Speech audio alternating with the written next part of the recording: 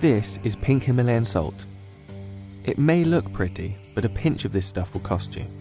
And 100 grams of pink Himalayan salt can cost up to 20 times the price of generic table salt. So why is it so expensive?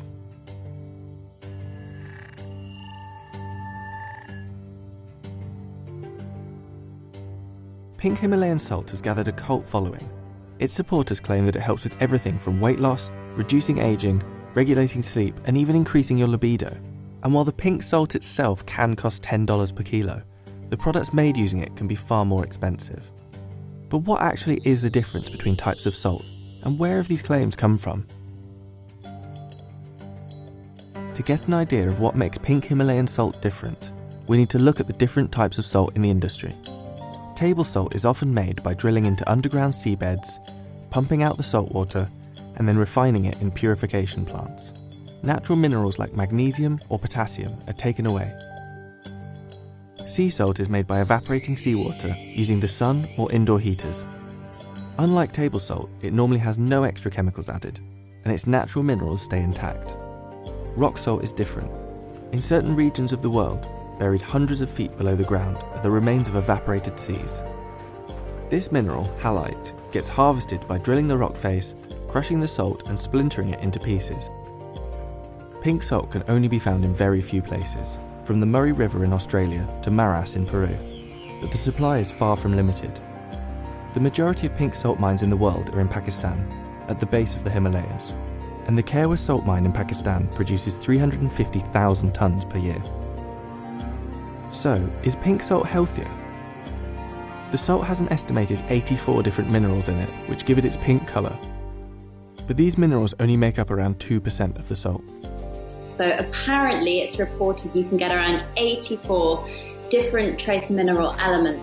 However, it's such a very small percentage of the salt that makes up these minerals that you are highly unlikely to get any real benefit or any trace of them in your regular serving of salt itself. And I hate to be the bearer of disappointing news, but it's pretty similar nutritionally.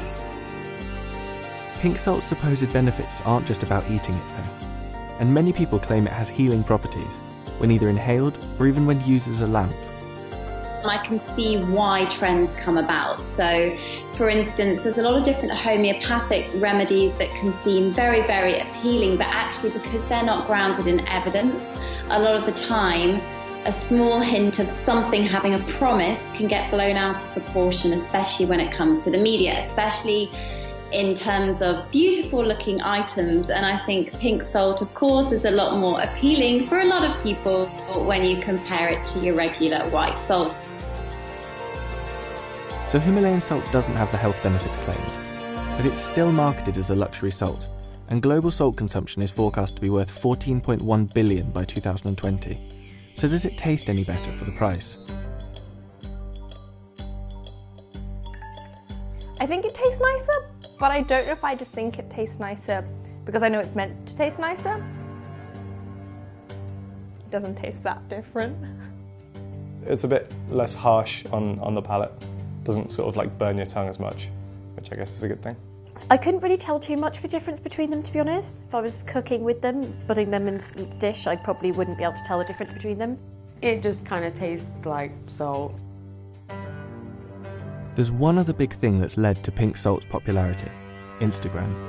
It's because Instagram is an image-based platform. So if you think about it, it's more attractive to take pictures of something that's pink naturally or something that's bright green. It's more, I would call it aesthetic food. So looking at how food appears rather than it being a miracle benefit. And I think if you are looking at social media on a whole, it goes in seasons and it goes in whatever is the most photographed item. I don't think it will be around forever.